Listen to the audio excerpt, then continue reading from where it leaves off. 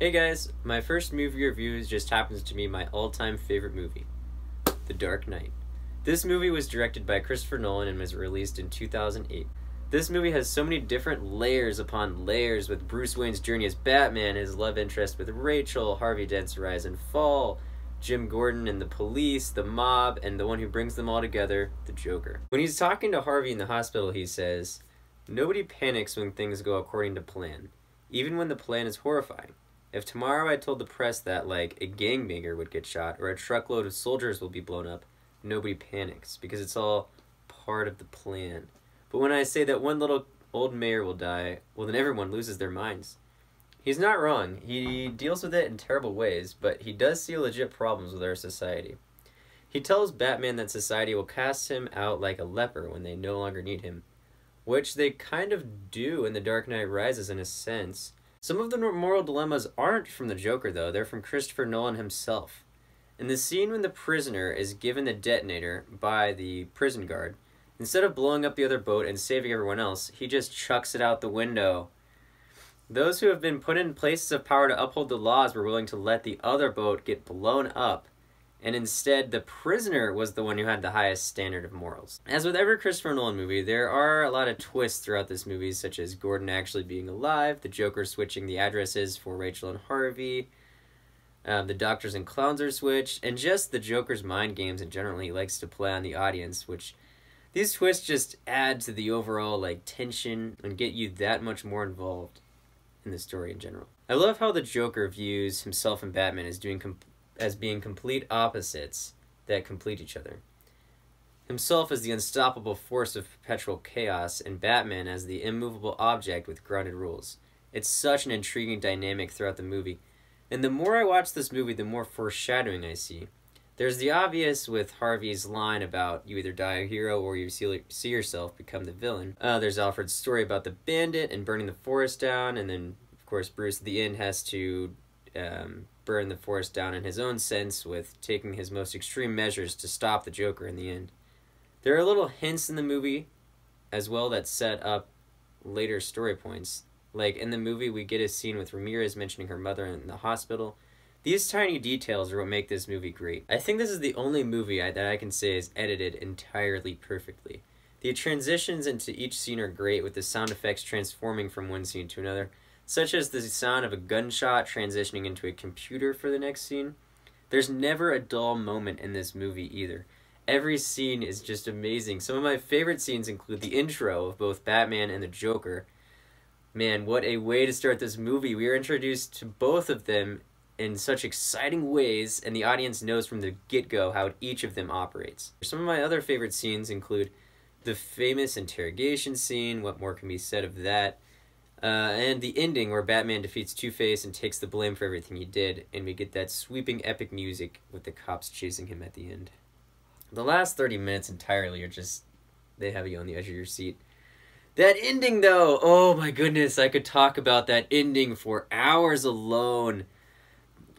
Just the monologue itself has double meaning. As Gordon and Batman are talking about Batman taking the blame for Harvey, the dialogue is played over a montage of clips that also apply to what they are saying.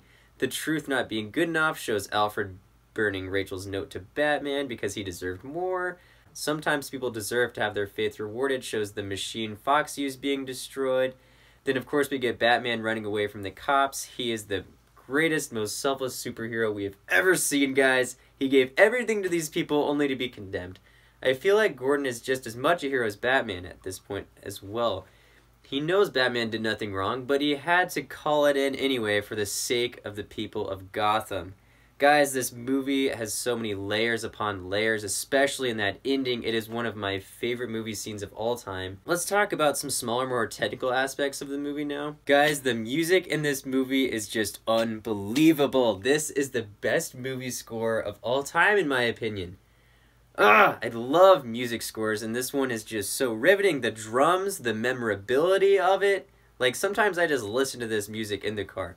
It plays at just the right moments. The most notable parts are when, of course, the passenger and the boat picks up the detonator to blow up the other boat.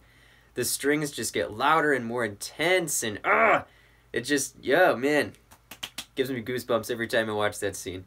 I've never heard more intense movie music in my life, and of course the end music is just so epic and emotional. This entire movie is also beautifully shot. I believe this was the first feature-length movie to use IMAX cameras, other than, you know, like IMAX documentaries and stuff. So Christopher Nolan, he kind of pushed the boundaries as far as that goes, and it definitely paid off. This movie is beautiful. Another little small thing in this movie that I feel like is a little underappreciated is that it still has the continuity from Batman Begins. You know, in the beginning of the movie, Batman fights the Scarecrow, his villain from the previous movie, and defeats him. That story is kind of wrapped up. I just love that Christopher Nolan can make this story feel so complete throughout all three movies. You can't talk about how cool The Dark Knight is without mentioning the Bat-Pod. Like, what an awesome vehicle for Batman to use in this movie. And the way it ejects itself from the tumbler is just so cool. You know, its wheels, they wrap around and it just forms that. They spin around when he moves around. Geeking out too much right now. The acting in this movie. Enough has been said about Heath Ledger. You all know it's one of the greatest performances we've ever seen in any movie ever. Of course, we get Christian Bale, who I think is a little bit underrated in this movie as Bruce Wayne. We get Michael Caine, Gary Oldman, Morgan Freeman, Aaron Eckhart, and Maggie Gyllenhaal. All give great performances. The dialogue is on point, obviously. Along with the intricately woven plot, Nolan includes tiny details that make the audience feel for the characters that much more. The whole love triangle, Alfred hiding the note from Bruce. Oh man, that scene. Alfred, you dude. Gordon's relationship with his family is also briefly shown in order to have a much greater emotional impact at the end of the film. The impact of this movie can still be felt today. It's not the first more realistic superhero movie, in a sense. You know, Spider-Man and X-Men kind of kicked off the big superhero genre back in the early 2000s.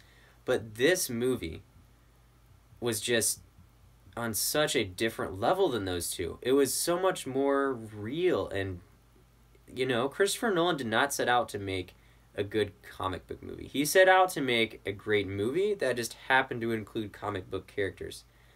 And that's what makes this movie so great, guys.